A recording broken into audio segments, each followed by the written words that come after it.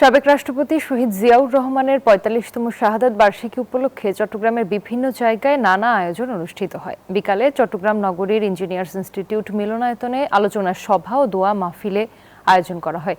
এ সময় চট্টগ্রাম ১০ আসনের সংসদ সদস্য সাঈদ আল নোমান শহীদ জিয়াউর রহমানকে চিন্তা ও চর্চার মাধ্যমে নতুন প্রজন্ম এবং দলের নেতাকর্মীদের মাঝে তুলে ধরতে হবে বলে জানান।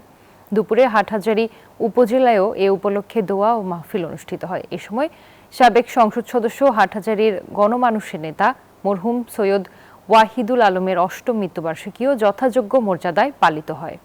শহীদ প্রেসিডেন্ট জিয়াউর রহমানকে আমাদের বারবার যখনই সুযোগ আসবে আমাদের চিন্তায়, আমাদের চর্চায়, তাকে আমাদের আলোচনায় নিয়ে আসতে হবে।